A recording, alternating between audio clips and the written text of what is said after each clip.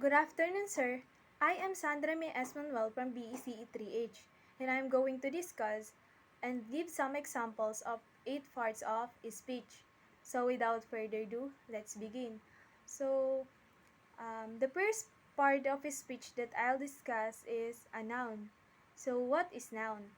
A noun is a name of persons, place, things, animals, ideas, and events. So, for example, Daniel, Palawan, shoe, curtain, window, dog, teacher, and etc. But before we continue, talk about a noun and its cases, let's talk about the sentence first. So what is sentence? A sentence is a word or a group of words that expresses a complete thoughts. In sentence, we have a subject and a predicate. So a subject is the person or thing that is being described, and a predicate which describe a subject. So for example, Sandro walked to the store. So Sandro is the subject and walk is the verb. So noun can play a role of subject, direct object, indirect object, subject complement, object complement, a positive or adjective. So subject is a noun and it can be a pronoun too. Noun as a subject example. My grandfather is very old.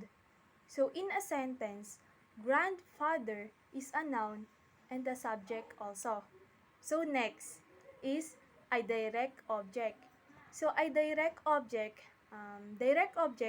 it indicates the person or thing that receives the action of a verb.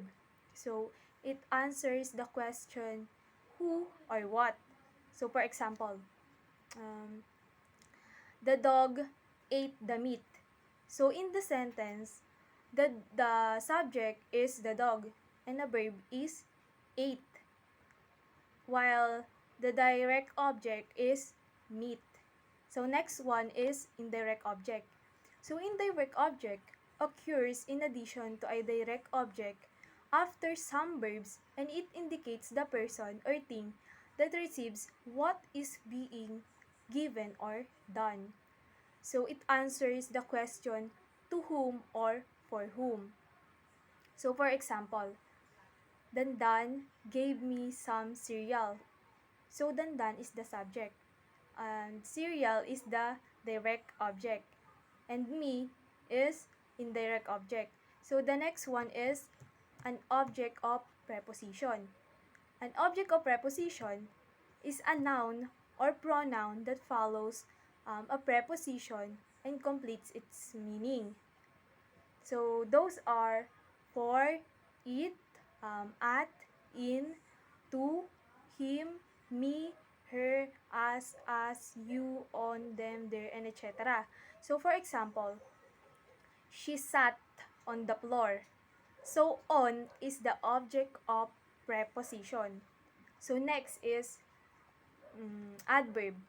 Adverb modifies a verb, adjectives, and another adverb. So it tells how often, how, when, and where. So for example, the bus is moving southward. In the sentence, an adverb is southwards.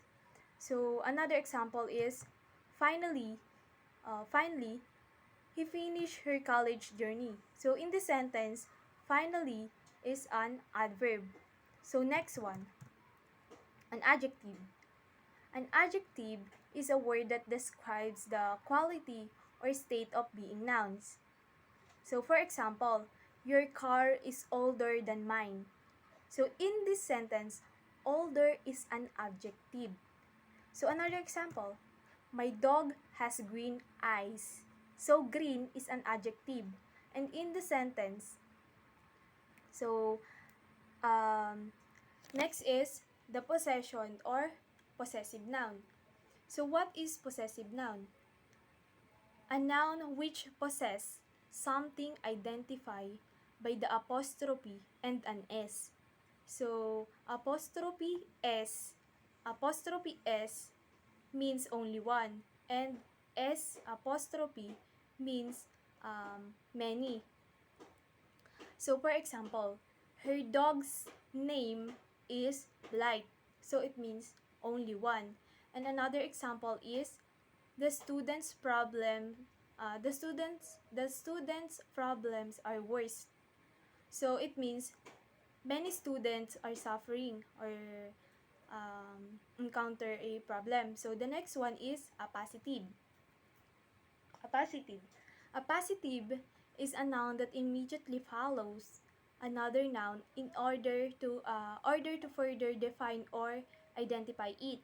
So it gives more information about the subject. So for example, your friend Edward is in trouble. So in the sentence, you can remove the name Edward, and it becomes your friend is in trouble. It is a complete sentence. And um, when you remove the word your friend, it becomes Edward is in trouble. It is also a complete sentence without a word your friend or Edward. So now, let's talk about the types of noun. So first is proper noun. So proper noun is a specific name of person, places, things, animals, and is always capitalized. So for example, does Jessica have much homework to do this evening? So in this sentence, Jessica is a specific person and her name starts with capital letter. So while the common noun is a generic name of an item in a class or um, group and it's not capitalized. So unless appearing at the beginning of a sentence or in a title. So for example, the girl crossed the river. So in the sentence, girl is a common noun because we do not know the identity of a girl by reading the sentence. So though we know the action that she takes river, and river is also a common noun. So there are three subtypes of common noun. The first one is concrete noun. Concrete noun are nouns that we can see and touch. So for example, I heard a doorbell. So a doorbell is a concrete noun because we can see and touch it. And my keyboard is sticky. Also, the keyboard is a concrete noun because we can see it and touch it. So the second one is the abstract noun. So abstract noun cannot be perceived by the senses. We can see, but we can feel. So for example, love, freedom, air, and etc. And the third subtype of common noun is the collective noun.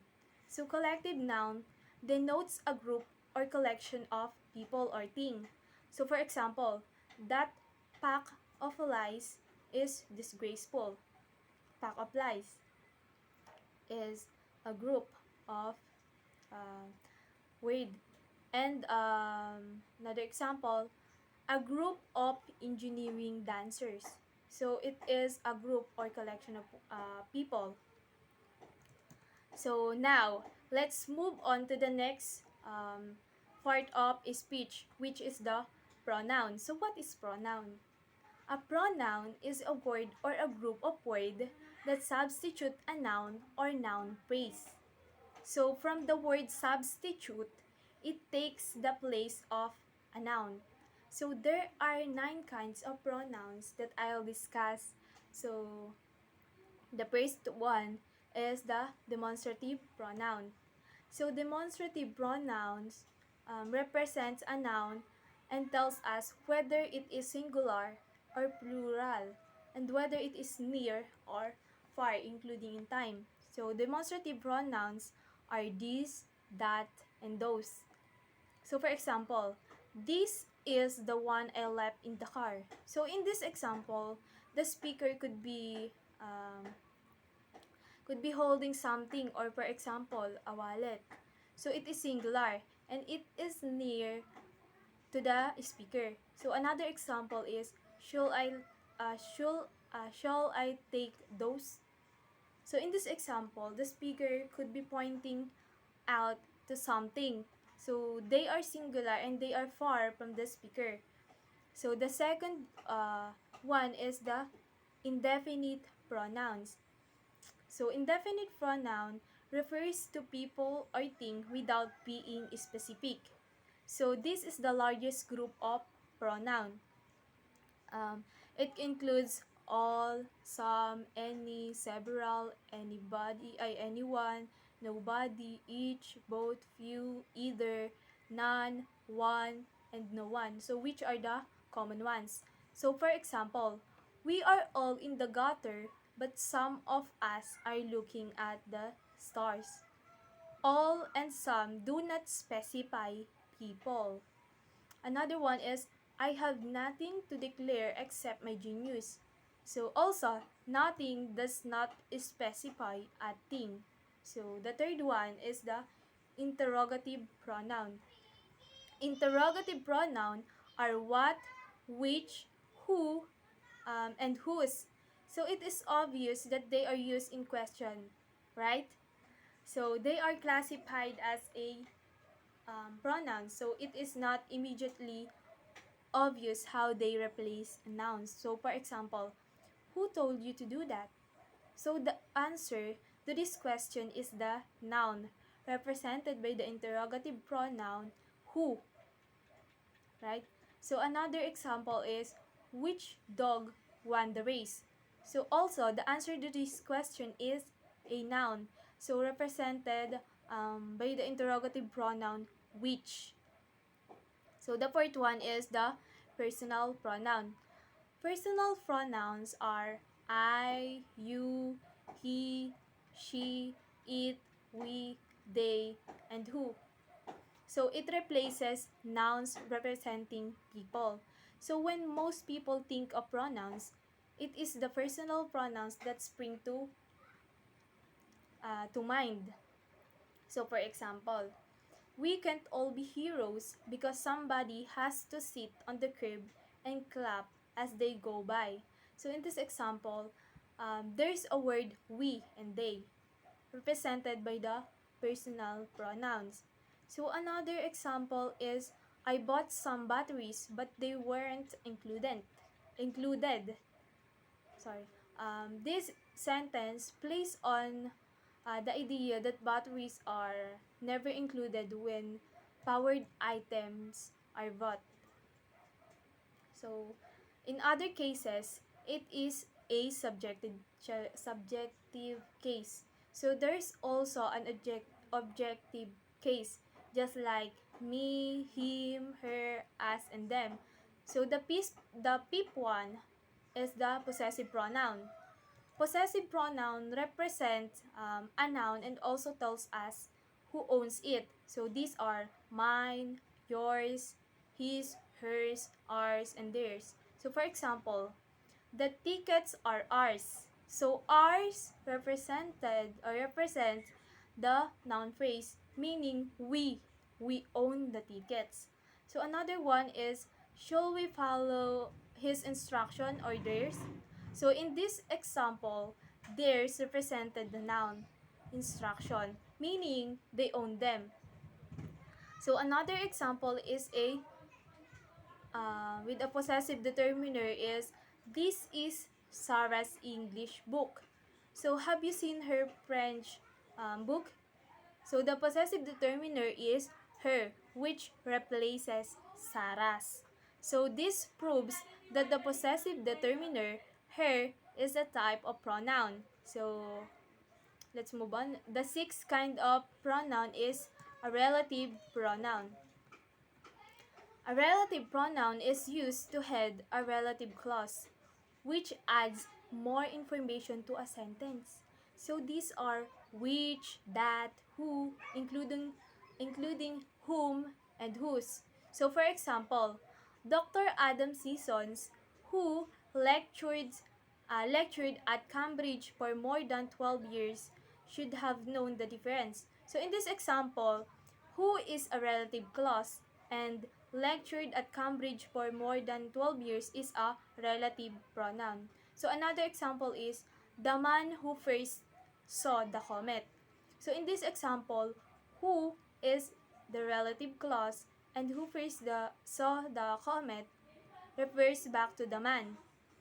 So another example is the dog that stole my dinner.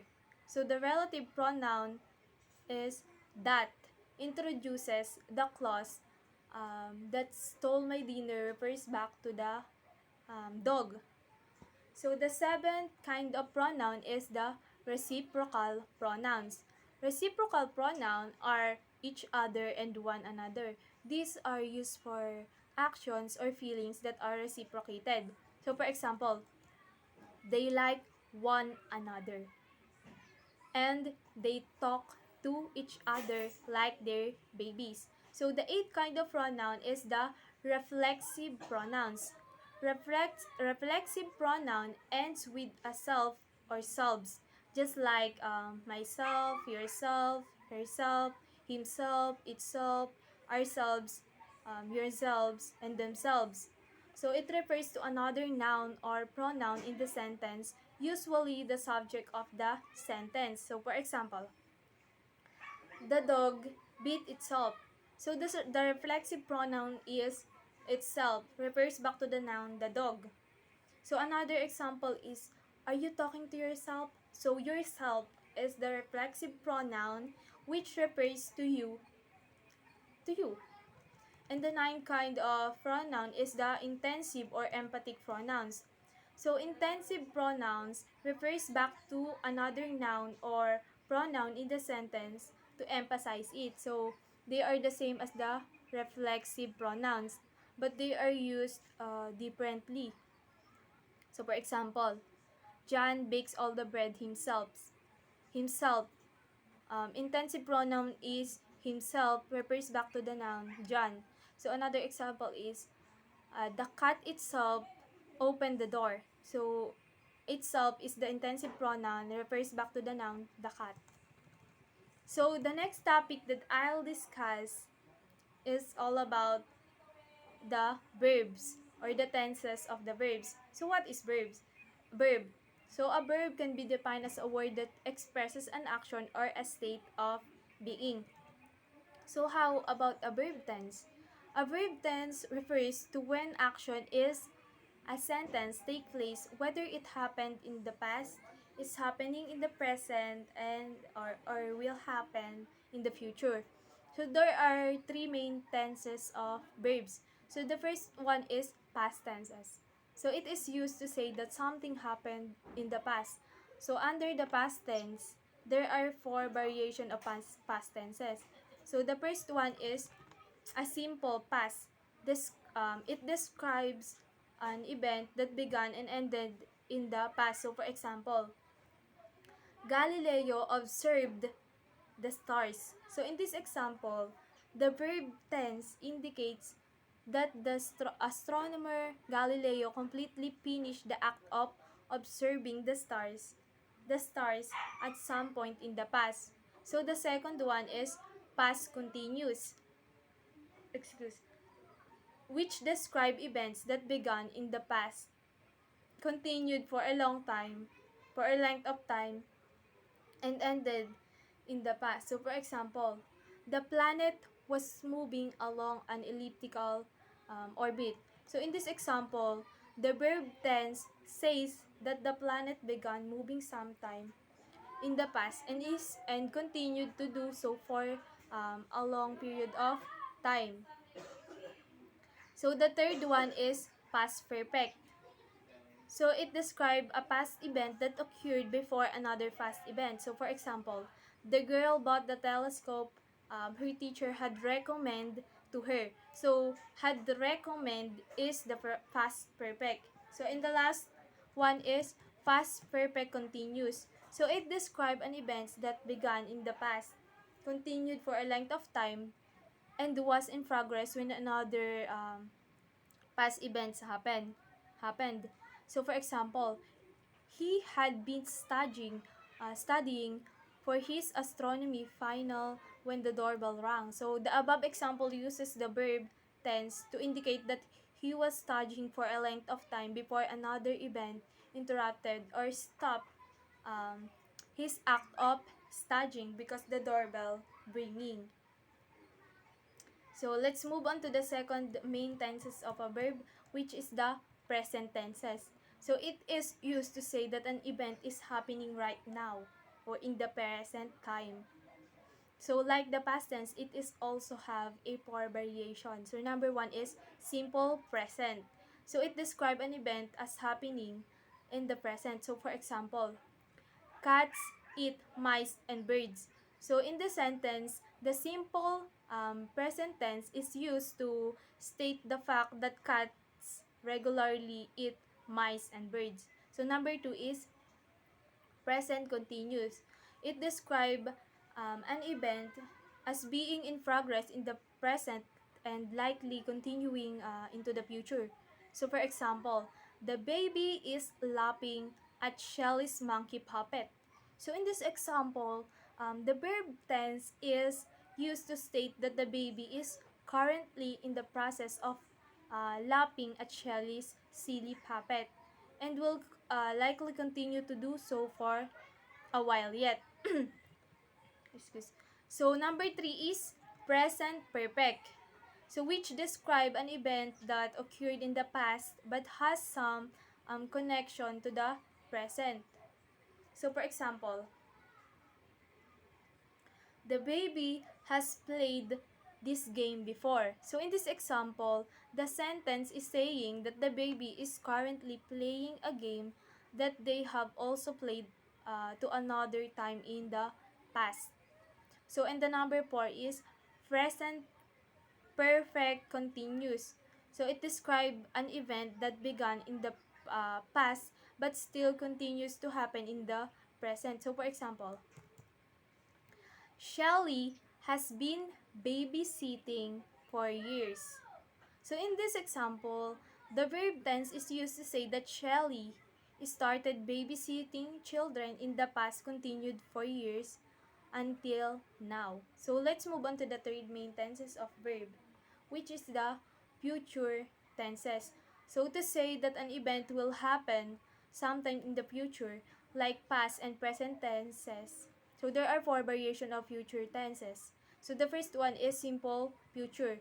So it describes an event that will begin and end in the future. So for example, Molly will finish her chores when she has time. So the word will is an auxiliary verb and finish is the root verb. So together, they explain that Molly intends to do her chores at a later point in time. So the second one is the future continuous.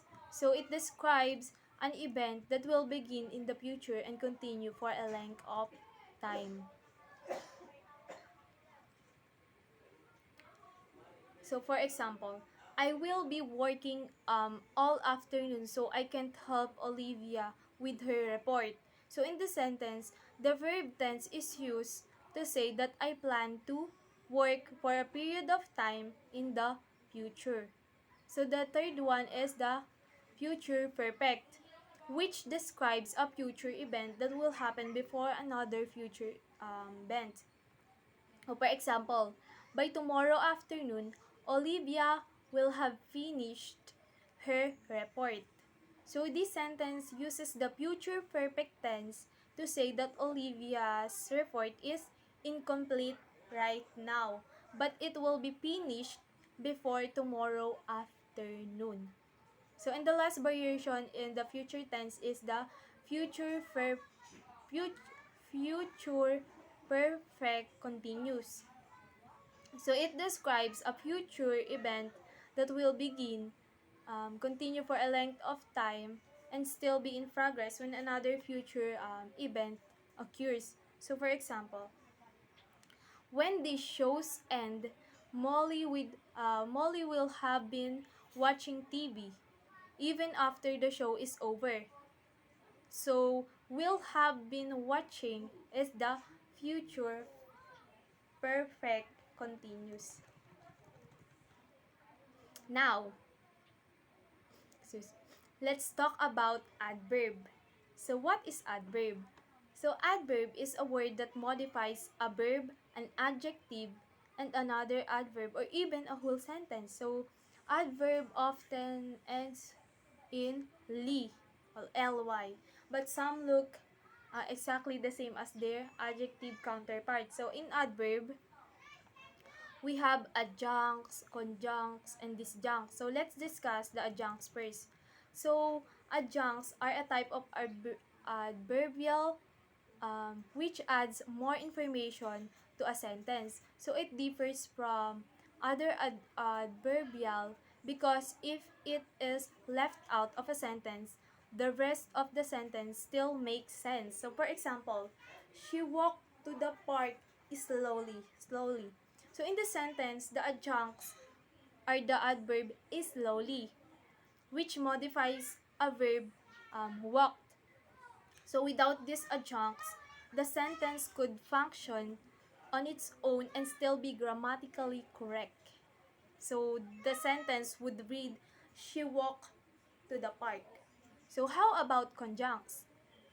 So conjuncts are a type of adverbial that adds information to the sentence that is not considered part of the prepositional content but which connects the sentence with previous parts of the discourse. So for example, Sam kept talking in class. So therefore he got in trouble. So how about the disjuncts? So the disjuncts are a type of adverbial which are words or phrases that provide additional information to frame an entire clause which denotes the attitude of the speaker towards and judgment of the preposition, such as truthfulness of manner of speaking. So for example, he obviously didn't seem happy. So our next topic is adjectives. So what is adjectives? An adjectives is a word or phrase naming an attribute added to or grammatically related to a noun to modify or describe it. So in adjectives, we have three degrees in comparison. Uh, three degrees of in 3 degrees of comparison. So it describes a quantify, modify, or identify nouns or pronouns, adjectives are used or reused. So the first one is the positive degrees. Positive degree is used when no comparison is made at all. So for example, John's car is fast. So the second one is comparative degrees. Comparative degree is used when two person or thing are compared, not more than two. So for example, John's car is faster than Kyle's. So and the third one is the superlative degrees. Superlative degree is used when more than two person or thing are compared. So for example, of the three cars, walkers is the fastest. So let's move on to the next topic, which is the preposition. So what is preposition? So a preposition is a word or group of words used before a noun, pronoun, or noun phrase to show direction, time, place, location, spatial relationship, or to introduce an object. So some examples of preposition are words like in, at, and on. So first, in the preposition and time, it refers to one point in time used in with parts of the day, months, years, and seasons. So for example, he reads in the evening. The weather is cold in December. She was born in 1996 and we rake leaves in the fall. Also, use at with the time of the day, noon, night, and midnight. So for example, I go to work at 8 a.m. So he eat he eats lunch at noon. So she often goes for a walk at night. So, and they go to bed at midnight. So, and use on with days just like I work on Saturdays. So, second is the preposition of place. To refer a place, for example, they will meet in the lunchroom. So, she was waiting at the corner and he left his phone on the bed. So, the third one is the preposition of location. So to refer a location, use the prepositions in, at, and on. So for example, they live in the country, or she will find him at the library and there's a lot of dirt on the window. So the next one is the conjunction. What is conjunction? Conjunctions are words that link other words, phrases, or clause together. So in conjunction, we have coordinating, correlatives, um, and subordinating conjunctions. So first, let's talk about coordinating conjunctions. So coordinating conjunctions allows you to join words, phrases, and clauses of equal grammatically rank in the sentence. So the most common coordinating conjunction are for, and, nor, but, or, yet, and so. So for example, she ate an apple and a mango. So next one is you can meet me at my house or at my office. So next one is I waited for him but he did not come. So we have the correlative conjunctions. Correlative conjunctions are pairs of conjunctions that work together. So some examples are vote, and, whether, so, as, either, or, neither, nor, not only, but also, and etc. So for example, vote my brother is my father are vote vote my father and my brother are lawyers.